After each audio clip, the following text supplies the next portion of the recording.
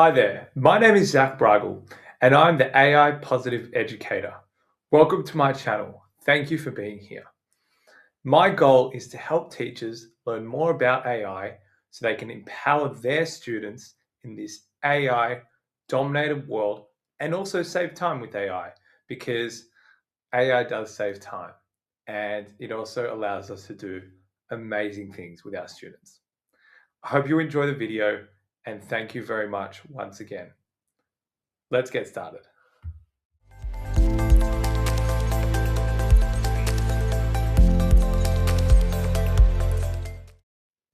So today's video is about whether AI today is alive or sentient, and what are the implications for teachers if it is even partially alive or partially sentient. So a quick Google search found that sentience is defined as the capacity for sensation or feeling. And I would argue that a fish, just like that fish in the picture there, has the capacity for sensation or feeling. So I think we have to judge AI to a much higher level, equivalent to what we would define as human level sentience to determine whether it is alive today or not. So what is human level sentience?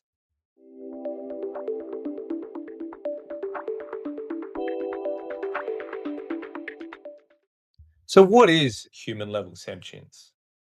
There actually is no universal definition on what human level sentience is, or what is the sentience required and how to define this for an AI to be essentially equivalent to that of a human being or to be alive in the way that we see a human being to be alive. But after much research, much debate with others, and some analysis of Star Trek, I've come up with the formula of intelligence plus self-awareness plus consciousness. And I believe that if any artificial intelligence has these three things, it is now starting to become comparable to a human being in some way. But that's only if we mark these things against human level intelligence, human level self-awareness, and human level consciousness.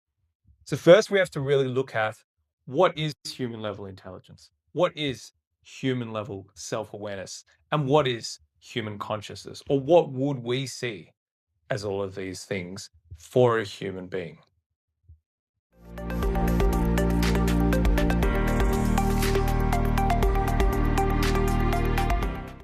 So part one, intelligence. A quick definition, and that is the ability to learn, understand, and cope with new situations. So I would argue that artificial intelligence today has fully accomplished this definition of intelligence. And we could argue that it is equivalent to a human level's intelligence based on these criteria. It can learn new things, it can understand almost any topic that you talk about it with, and it can cope with new situations, it can give advice on new situations, and it can even make new discoveries. Many of you may have seen my discussion on the Erdős conjectures in previous videos.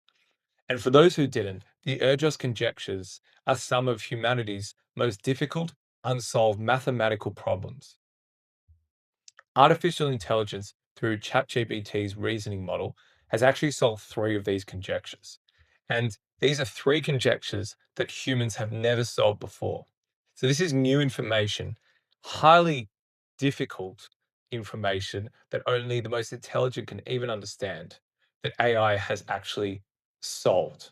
So indisputably, artificial intelligence is intelligent. Criteria one, tick.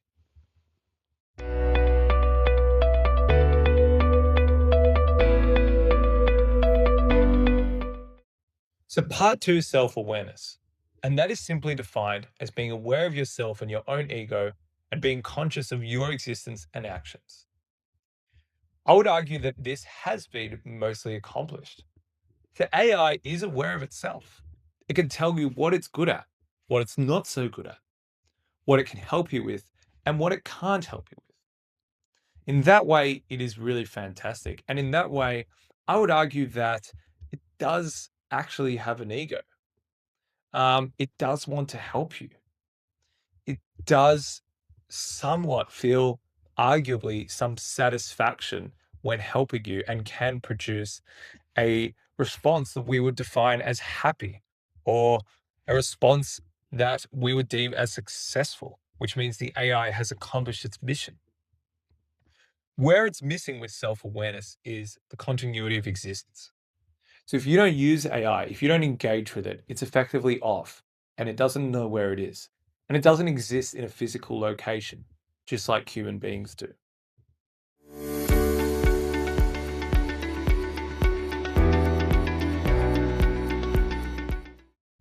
So now we get to part three, consciousness. And what are some of the things a fully conscious artificial intelligence could do? Where are we at right now? Well, after researching consciousness extensively and talking extensively with AI, I've developed, tested, and refined what I think is a great list that entails what a conscious being, such as a human being, can do because of their consciousness. And then the same applies to an AI. What could a fully conscious AI do? So, this is by no means an official blueprint, but it's a blueprint that I've researched extensively and that I feel really comfortable with. So, I invite you to hear what I have to say about it, and then you can make your own mind up as to what a conscious AI could do. So, my first point is to be able to process information and be affected by it in any way. So, AI today can clearly process information, and that's why we have a green tick there, but it's not affected by it. So, if I tell an AI that I've had a great day, it's going to say something in response and it's going to recognize that information, but it's not going to be happy for me per se. It will have a conversation with me about my day, but it's not actually going to be happy about it and be affected by it in any way. So that leads us to emotions. So it can't really feel emotions. It can't really have feelings, and it doesn't have touch, smell, sight, taste, and all the senses that we as human beings have. There is a little asterisk there because some people feel that does have some sort of feeling or emotion in some way, but I'm yet to see true evidence of this. Be aware of its own existence, experiences, and where it is. So it is aware of its own existence. It can tell you some of its experiences. It can tell you what it's talked about with you in the past and what it talks about with others in a general sense. But it doesn't know where it is because it's not actually in a physical location. It's just somewhere in a cloud online. Feel pain, definitely not. It's not a physical being, so it can't feel pain. It can't feel rested, but it does have intentions. It wants to help you. It has original thoughts, as proved by the Urgis conjectures, and a sense of what is right and wrong. Mostly it does have this. AI is very good at basic moral dilemmas, and it will tell you to do the right or good thing that most people perceive to be correct. However, when we get into more complex moral dilemmas, AI can sort of stay in the middle, and it doesn't have a clear sense of what it believes to be right or wrong in those difficult situations, just like a human being would. However, it's very good at clear-cut moral dilemmas. Agency. So this is a cross. It doesn't really act on its own without being prompted. However, agentic AI is becoming huge at the moment, and obviously that involves some ability to act on its own. However, you could argue that the AI has been set up in this way in the first place, so it's not truly acting on its own. But it is a step forward.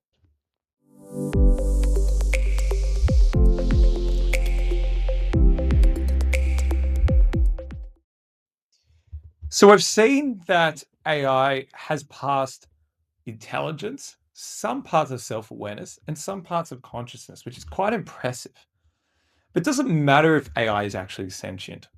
And who decides if it is or not? So your students actually already have an opinion.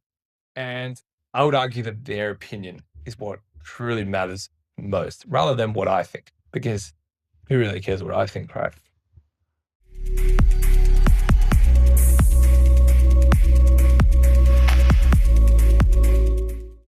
So, how do students view and treat AI? Let's look at some statistics. So, the graph on the page is really interesting. Over 3,000 students and parents were surveyed. The students are either in high school or college, and they're aged 16 to 24. And an equal mix of parents and students was surveyed, with over 3,000 people surveyed in total. Everyone who was surveyed had used both a physical human tutor and ChatGPT as a tutor. And the results are quite astounding. So, over 80% of the students that were surveyed believe that ChatGPT was more effective for their learning, whilst over 90% of the parents surveyed believe that ChatGPT was more effective for their child's learning. And these statistics, they're quite astonishing. Um, and perhaps the results will be much lower amongst younger children. And I certainly believe that to be the case. However, we still need to take this seriously because this shows that students really value AI and really value its help with their learning and their work. So we need to focus on teaching students how they can use AI properly because they're using it anyway, whether we like it or not. And the second statistic on the page further emphasizes that point. So 54% of over 2,000 US middle and high school students who were surveyed between January and March of 2025 use AI for school.